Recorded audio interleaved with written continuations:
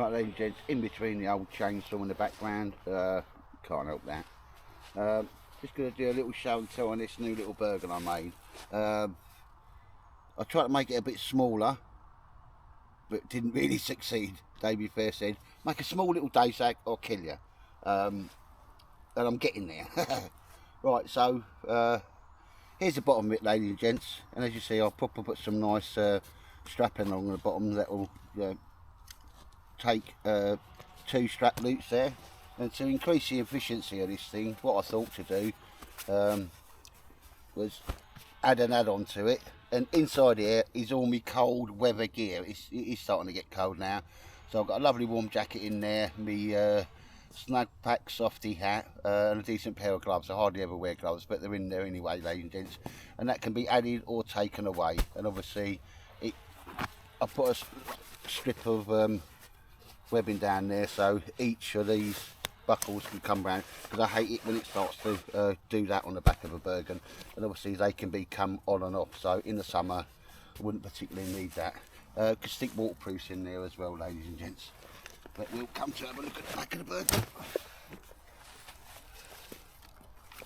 that out of the way. Make sure I'm in shot. Yeah, I'm still in shot. Obviously the pack itself has got a bit of padding in the back, not much. But more than enough for a day sack, because you're not going to be carrying it that far. So I found these things on Temu, and another one that's got more aggressive panels on it, in the order of 10-12 quid. They're for on the inside of, so it would be against the body, then the armour plate would be here on body armour. And I thought, well, you know, that's a good idea. So I've sewed Velcro down it, and I can just add or take away. And it just saves a lot of work on the Bergen, and this gives you exactly the same results. Bit of padding for your back. I've sewed a strip on there. I've got me carrying handle, which all Bergens need, on this side, and I put one on the front as well. I come across this harness, which is really nice and nicely padded and wide, and I thought, you know what, I'll just use that. Put a sternum strap on it. It must have been for some piece of British Army equipment. All I did was joined it with a bit of 50mm webbing there, ladies and gents, and that attaches to the pack in the same manner as it does. It comes through the loop, through there and back on, and I can tension it a lot as well. So I'm quite happy with the suspension system. Carried it in and out 3 or 4 times now, and that's sort of working. Unusually for me, because it is only a day sack, I haven't put a waist strap on that, and I generally do favour waist straps. I'm not carrying webbing or nothing no more, but I just thought, well, it's going to be small. So that's this side of the Bergen. Like I say, everything's military grade on the hardware and furniture on it, ladies and gents. And I wanted to make it small, traditional, nothing too flash and fancy on this one. I did come across this pouch. It says it's a takeoff of the North Face pouch. It says aim for the face, so I'll just sewed that on there, ladies and gents. But what we got is 2 equally sized water bottle pouches, and you'll be able to take a full 58 water bottle and a Crusader set in each one of these.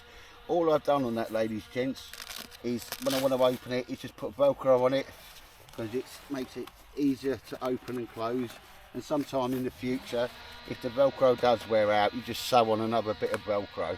Although the Velcro will outlast me, I'm fairly sure of that, ladies and gents. Wanted to make it fairly standard, nothing too flash nor fancy.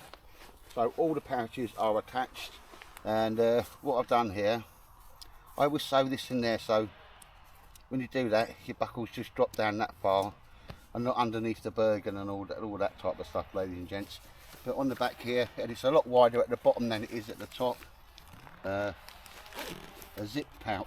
You know, I've got all my poo kit in there, my fire dragon, all my necessaries, things that I'm probably going to need all at once, ladies and gents. So it's subjective what any of you want to put in a pouch, but it's nice to have that little zip pouch there, little rain cover over the top, and I think that's very nice. Like I say, it probably comes out about 2 inches at the bottom, and it comes up to virtually nothing.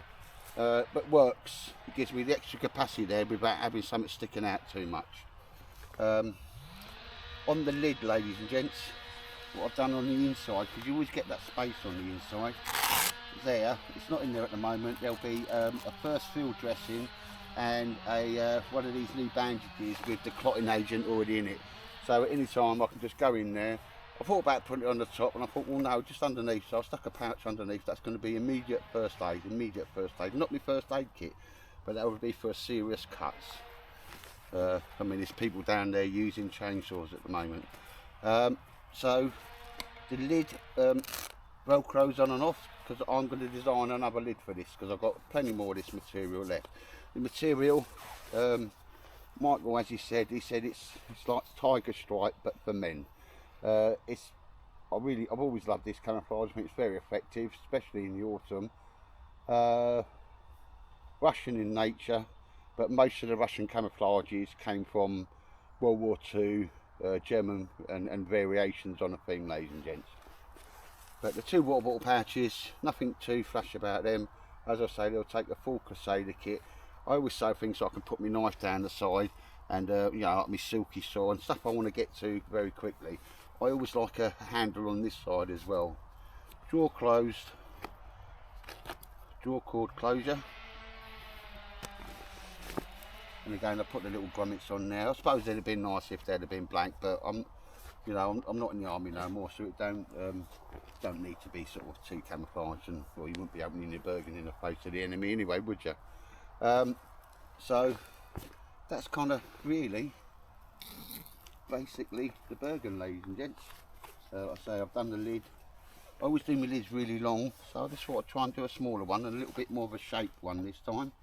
The next one I'm going to do for this is going to bring it a bit taller, but it's going to have elasticated sides, rather like the NI pack, and have a pouch on the top.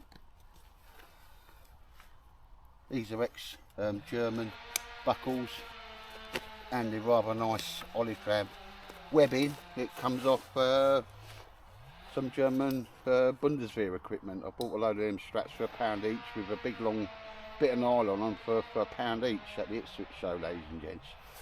So yeah, with the addition of that going underneath, I think that's my sort of day sack. David said it's not small enough. Going to get it sorted out. Very much liking the harness system on that, and I've got a cutting tray in there. It firms that up anyway, ladies and gents. So I walk around with that like that, and it's no bother. But I just thought, what a good little idea to use something for something else, and that just goes on there. And like I say, there's one. I'll bring it out next time. It's got much more aggressive padding on it, and that gives you some airflow at the back, ladies and gents. It's a little tightwad Bergen. Do love the camo. Like I say, it's a Russian camo, and well, they nicked the design off Germany World War II camo. I don't think it was called. There is a name for it. I just can't remember. Well, I don't speak Russian, do I? Even though I'm stood here with Russian camouflage Bergen and a full-on Gorka, which I may show you later on, ladies and gents. I'm not sure what camouflage. If I do make another smaller day pack, it'll probably be out of Cam M80, whatever it is, M84, because the last Bergen I made, I'll give that to Alan. Kind of likes it. But yeah, so that's my latest Bergen. Bosh, ladies and gents, I'll say it's not too much about it. Quite like it. It's a lot of 500D material. And if you wanted to make it firmer, you just stick a bit of normal Cordura nylon behind it. But I just didn't want to spend too much time underneath the machine and making it, you know, pouches that zip on and off and all that type of stuff, which most of the time I'm not going to use anyway. In fact, 99% of the time I'm not going to use, ladies and gents. But anyway, here we go. There's the latest Mac Tightwad Mac Petition Bergen day stack. Bit bigger than I thought it was going to turn out to be, but the next one will be a bit smaller. David Fairs is watching this now and he's just laughing. Right, ladies and gents, if you've watched this far, do appreciate that. And like I say, I don't think there's that many people making their own Bergens and all that. It's just a little fetish I've got. I've got a Bergen fetish, okay?